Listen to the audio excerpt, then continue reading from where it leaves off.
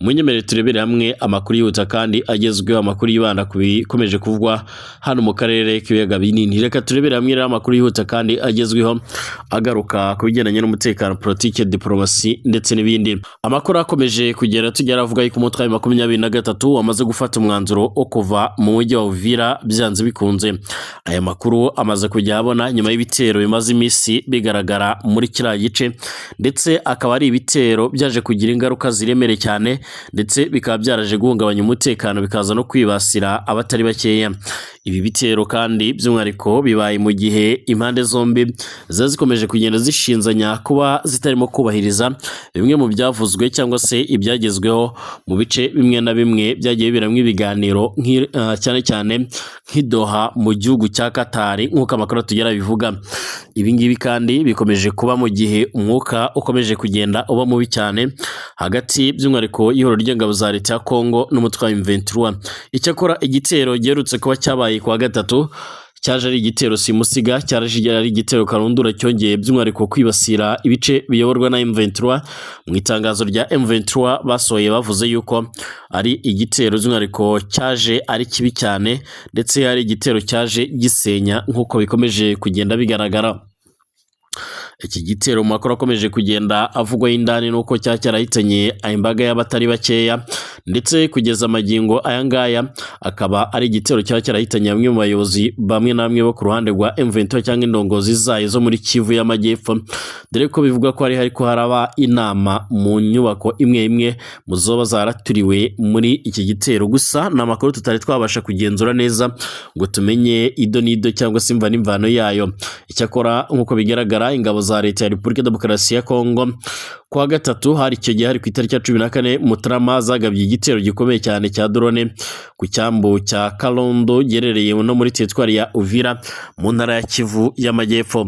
Umuvugizi wa M23 bwana Lawrence Kanyuka rero iki gihe yatangaje ko kiriya gitero ingabo za leta zakifashishijemo rero indege zitagira abapilote maze zangiza byinshi, ndetse ubuzima bw'abasivile buratikirira. Amafoto Lawrence Kanyuka iki gihe yashyize ku rubuga rwe rwa X azitwa Twitter agaragaza inzu nini cyane yangijwe bikomeye cyane n'ibisasu byarashwe n'izi drone. Byemezwa ko rero iyi nzu yarimo kuberamwo inama, ndetse binavuga ko kandi harimo abategetsi bamwe na bamwe bakomakomeye cyane muri uyu mugwi wa M23 nk'uko bitangazwa, ariko kandi ibi ni bitangazwa nabo ku ruhande ruhanganye n'uyu mutwe, ibyo tutabasha gukonfirma 100%. Yunzemo ko kandi mu gihe hari kuba ibikorwa bikomeye M23 ikomeje gusaba bene igihugu ndetse n'umuryango mpuzamahanga kuba rero umutangabuhamya ku bikorwa bya leta ya Kinshasa, nk'uko bigaragara byirengagiza ibyo yemeje cyane cyane amahame ya Doha. Iki gitero kandi gikurikiye ikindi gitero cya drone ingabo za leta ya Repubulika Demokarasi ya Kongo zerutse kugaba n'ubundi muri komine ya Minembwe ndetse no mu tundi duce bihana imbibi. Iki gihe hari kuwa 12 Mutarama cyatwaye ubuzima bw'abasivile benshi. Iki ariko nanone cyaje gikurikirana n'ikindi kibasiriye ibice by'Imasisi, aho mu minsi mike ishize umutwe wa M23 waje gushyingura abarenga 20, aho umuhango watanguriye nga mu gisagara cya Goma kigenzurwa n'umutwe wa M23 cyafashwe mu ntango z'ukwezi kwa 2025 hari mu kwezi kwa mbere. Mu minsi mike ishize kandi nabwo nyine izo ngabo zari zagabye icyo gitero Imasisi. Icyo gihe abaturage babarirwa muri 40 barakomeretse, 20 bahitanwa nacyo nk'uko byatangajwe n'abaganga batagira umupaka bakorera ku butaka bwa Repubulika ya Demokarasi ya Kongo. Bavuga ko ibitaro byuzuriranye maze bakajyanwa ku bitaro bikuru by'akarere ka Masisi, ni mu karere ka Masisi muri Kivu y'Amajyaruguru. Ingabo za leta ya Kongo kandi biremezwa ko zikomeje kwibasira ndetse no kugaya ibitero ku mutwe wa M23. Ibi bitero kandi by'umwihariko bikomeje kuza mu gihe ubutegetsi bw'iki gihugu bwamaze no kugaragaza no gutera umugongo ibiganiro by'amahoro bya Doha bisanzwe by'umwihariko bibuhuza na M23. Perezida wa EDC bwana Félix Antoine Tshisekedi Tshilombo hari gukora ibishoboka byose kugira ngo hatangire ibiganiro bishya bihuriza abanyekongo bo mu ngeri zitandukanye Kinshasa, bishobora gutuma ibiganiro bya Doha n'ibyo rero byari bimaze kugeraho byose byibagirana. Nk'ubu tuvugana i Rwanda mu gihugu cya Angola bwana João Lourenço aherutse kwakira bamwe mu banyamadini basanzwe by'umwihariko bakorana ndetse by'umwihariko basanzwe banifuza kugarukana amahoro n'ituze ku butaka bwa Kongo. Icyakora amagingo aya ngaya ibikomeje kugaragara ntabwo byashimishije abatari bakeya. Nk'ubu M23 yaratumiwe muri ibi biganiro ariko yerutse gusaba ibisobanuro ku mpamvu zatumye ibindi bari bamaze igihe bihagarara, ndetse banavuga yuko by'umwihariko bagomba gutanga ibisobanuro, bagomba guhabwa ibisobanuro byimbitse. Ndetse kugeza amagingo aya ngaya hari abanyamadini cyangwa se amadini amwe namwe ku butaka bwa Kongo atabashije kwitabira ibi biganiro byabereye i Rwanda mu gihugu cya Angola, byari biyobowe na Perezida Joao Lourenço. Nkwibutse yuko ari umwe mu bategetsi bakomeje kugira uruhare mu gushaka amahoro n'ituze ku butaka bwa Kongo. Icyakora ibi biganiro bibaye mu gihe n'ubundi Bwana Tshisekedi aherutse gukora ingendo zigera muri 3 hafi mu cyumweru kimwe yerekeza i Rwanda mu gihugu cya Angola. Umutwe wa M23 urwanya ubutegetsi bwa Repubulika Iharanira Demokarasi ya Kongo washyize umujyi wa Uvira mu ntara Kivu y'Amajyepfo mu maboko y'umuryango mpuzamahanga kugira ngo abari bo rero by'umwihariko bawurinda. Kuko bigaragara n'icyemezo kigaragarira rero mu ibaruwa umuhuzabikorwa wa AFC Bwana Corneille Nangaa yandikiye umunyamabanga mukuru w'umuryango w'abibumbye Antonio Guterres. Nk'uko bigaragara muri iyo baruwa kandi yo kuwa 4 igerekezo rya 15 Nzeri 2026, Bwana Nangaa yavuze ko kiriya gitero gishingira ku ngingo yavuze ko by'umwihariko kiriya cyemezo gishingiye ku ngingo zirimo icyemezo cyo kuvana ingabo muri Uvira M23 yafashe ku igerekezo rya 15 mu Ukuboza kwa 2025, ndetse n'ibaruwa by'umwihariko kwa 12 mu Nzero 2026 yandikiye intumwa y'umunyamabanga mukuru wa Loni muri Repubulika Iharanira Intwaro Rusange ya Kongo isaba ko MONUSCO yajya kurinda abaturage bo muri uriya mujyi nk'uko rero biri mu nshingano zayo. Yakomeje agira ati dushyigikiwe by'umwihariko n'inyota ihoraho yo gukuraho rero urujijo urwo ari rwo rwose bijyanye n'ubunyamunyangamugayo bwacu,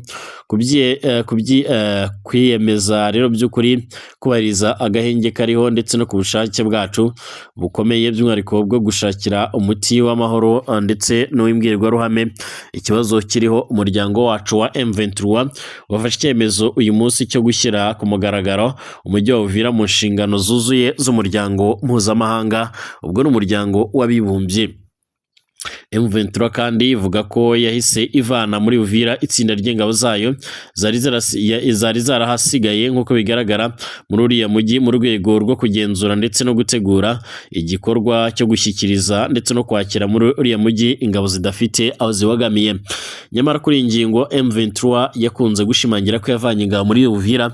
Icyakora uruhande rwa leta ya Kongo n'ingabo z'abarundi bo bavuga yuko batigeze bavana ingabo zayo zose muri iki gice.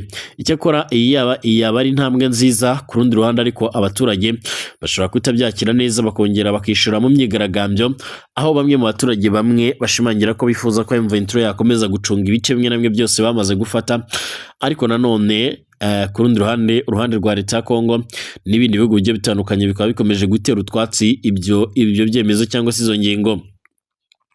Bwana Nangaa yunzemo ati guhera ubu ngubu rero inshingano zo kurinda abaturage, kubungabunga amahoro ndetse no kurinda umutekano w'abaturage muri Uvira bose nta vangura iryo ari ryo ryose ziri mu mutwe w'umuryango mpuzamahanga mu rwego by'umwihariko rw'inshingano zawo ndetse n'ibyo biyemeje. M23 kandi iracyakora by'umwihariko icyakora yaburiye amahanga ko ingabo z'u Burundi FDLR, abarwanyi ba Zarendo ndetse n'abacancuro bashyigikiwe na leta ya Repubulika Demokarasi ya Kongo ndetse n'ingabo za leta ya Kongo FARDC bateje ikibazo gikomeye cyane Uvira, kuko rero by'umwihariko batari mu masezerano ayo ari yo yose akomoka mu nzira y'amahoro nk'uko amakuru atugera bivuga. Yavuze ko kandi kuba ziriya ngabo ziriya mpande zombi ziriho ndetse ibikorwa byazo bikaba bigira ingaruka mbi cyane zikomeye cyane kandi zihuse, atari ku baturage b'abasivile gusa ahubwo no ku nzira y'amahoro irimo rero gukorwa ndetse no ku mutekano w'akarere kose muri rusange biri kugirwaho ingaruka mu buryo bukomeye cyane. M23 kandi yaboneyeho gusaba umuryango mpuzamahanga kubahiriza byuzuye inshingano zawo kandi ukihutira kohereza ingabo zidafite aho zibagamiye mu mujyi wa Uvira kugira ngo rero wirinde ko rero uyu mujyi wakongera gusubira mu kajagari, gusenyuka ndetse no mu bikorwa by'ubugizi bwa nabi nk'uko bigaragara. Yunzemo ko kandi icyemezo yafashe by'umwihariko kiri mu murongo ubushake bwayo bugaragara bwo kurengera abasivili. Yanashimangiye by'umwihariko agahenge no gushyiraho ibisabwa byose biganisha ku mahoro arambye ashingiye ku biganiro, kukubahiriza amasezerano mpuzamahanga ndetse n'amategeko mpuzamahanga arengera ikiremwa muntu nk'uko bikomeje gutangazwa. Ku itariki 9 Ukuboza nibwo M23 yari yafashe umujyi wa Uvira nyuma yo kwirukana mu ihuriro ry'ingabo za leta ya Repubulika Iharanira Demokarasi ya Kongo nabo basanzwe bafatanya. Ubu tuvugana ingabo z'u Burundi ntacyo ziratangaza kubigendanye by'umwihariko n'iyi gahunda, ariko nanone ku rundi ruhande hari bamwe bakomeza kugenda bavuga ko ibitero bikomeje kugenda bigaragara muri Uvira ari bimwe mu byabaye imbarutso y'uko uyu mutwe ufata umwanzuro wo kuva muri iki gice, cyane yuko uruhande rwa leta ya Kongo rwari rwaramaze kurahira ndetse by'umwihariko no gushimangira yuko rugomba no kuzana nayo abacancuro mu rwego rwo kugira ngo babashe guhangana n'uriya mutwe nk'uko bikomeje gutangazwa. Amakuru yihuta cyane akomeje kugenda atugerera akabashimangira ndetse anagaragaza neza yuko ubu intambara by'umwihariko zishobora kuba zakunyuka mu gihe ihuriro ry'ingabo za leta ya Kongo ryagaragara muri ibi bice, nyamara umutwe wa M23 waramaze kubyamaganira kure ukavuga yuko ibyo bitakunda cyangwa se ngo bishoboke. Bashimire mwese bakomeje kudukurikira, dusubire mu kanya turebera hamwe ku mirwano yaba yarabaye ku munsi w'ejo igahuza by'umwihariko ingabo z'u Burundi FDNB n'abo ku ruhande rwa leta ya Kongo.